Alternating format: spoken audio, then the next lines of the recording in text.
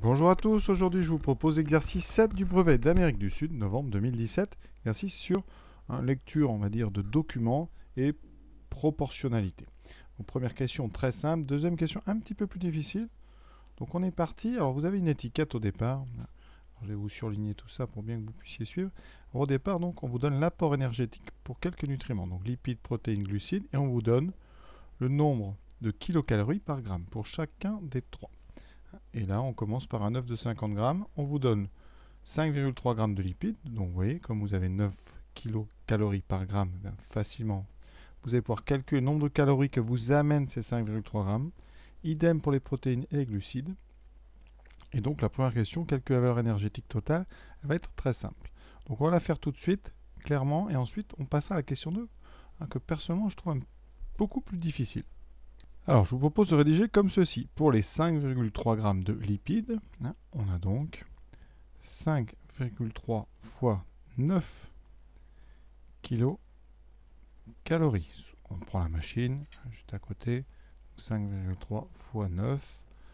Donc, vos lipides ici, vos 5,3 g, vont vous apporter 47,7 kilocalories.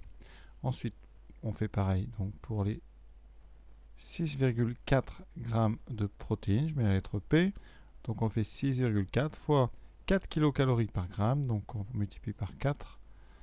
Au total, vous aurez donc 6,4 fois 4, calculatrice, ça on aurait pu le faire de tête, mais on obtient donc 25,6 kilocalories. Et ensuite, il nous reste donc nos 0,6 g de glucides. Donc on fait 0,6 fois 4 kg par gramme, donc ça fait fois 4 kilocalories, donc 4 fois 6, 24, on est donc à 2,4 kilocalories. Vous pouvez vérifier, 0,6 fois 4, ça fait bien, donc 2,4, on n'a plus qu'à ajouter les 3, donc ici on fait 2,4 plus 25,6 plus 47,7. On valide, entrée, on obtient donc au total 75,7 kilocalories. Sachant évidemment que les 37,7 grammes d'autres éléments, c'est marqué non énergétique, donc il ne vous amène pas d'énergie, puisqu'on parle d'apport énergétique.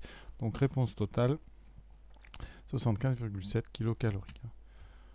Donc sinon, pour vraiment être précis, on peut écrire pour les 37,7 grammes autres, on va mettre 0 kilocalories. Donc voilà la première question, vous voyez, très simple. Alors comment gérer cette question? Donc on a retrouvé une partie de l'étiquette d'une tablette. Alors cette tablette, elle fait 200 grammes, ça c'est important. Donc premier détail, 200 grammes de tablette. L'étiquette, c'est pour 100 grammes. Donc il faudra faire attention. Donc nous, comme on a 200 grammes, ça veut dire que vous avez donc 520 fois 2. Donc on va faire fois 2, ça fait 1040 kilocalories au total. Donc 1040 kilocalories dans toute votre tablette. Ensuite, ça veut dire qu'on a dans ces 200 grammes des lipides, on aura 60 grammes, on multiplie par 2, c'est simple. Proportionnalité, protéines, 4,5 fois 2, 9 grammes. Alors ce qui vous manque, évidemment, c'est les glucides et la masse des autres éléments. Ça veut dire que vous ne pouvez pas tout simplement faire 60 plus 9, 69 et dire que le reste, eh bien, c'est des glucides. Pas du tout. Ce qu'il faut, c'est utiliser les kilocalories, parce que vous savez que les kilocalories, elles viennent uniquement des lipides, protéines et glucides. Les autres, c'est écrit dans le texte, les autres éléments sont non énergétiques. Donc ces 1040 viennent forcément lipides, protéines, glucides. Donc ce que je vous propose, c'est de calculer tout d'abord la quantité fournie par les 60 grammes de lipides et les 9 grammes de protéines. Donc, pour 60 grammes de lipides, on a déjà fait ça tout à l'heure, on a donc 60 fois 9 kg par gramme, donc 60 fois 9, ce qui nous fait 6 fois 9, 54, 540 kilocalories proviennent des lipides. On a ensuite 9 grammes de protéines, donc 9 fois 4 kg par gramme, donc 9 fois 4, 9 fois 4, 36 kilocalories viennent des protéines. Donc, 540 plus 536, ça nous fait 576 kilocalories. Donc on connaît déjà la provenance de 576 kilocalories sur les 1040. Donc il reste, pour les glucides, 1040 moins 576. On prend la calculatrice. 1040 moins 576. Cela nous donne 464 kilocalories qui sont apportées par les glucides. Alors là, vous savez donc que 464 kilocalories sont apportées par des glucides et que chaque gramme de glucides en apporte 4. Donc petit tableau de proportionnalité. 4 kilocalories correspondent à 1 gramme. Donc ici les kilocalories, je les mets en haut. Donc 464 kilocalories. Mais il faut savoir à combien de grammes ça va correspondre. Petite, donc quatrième proportionnelle ici, c'est x. Règle produit en croix.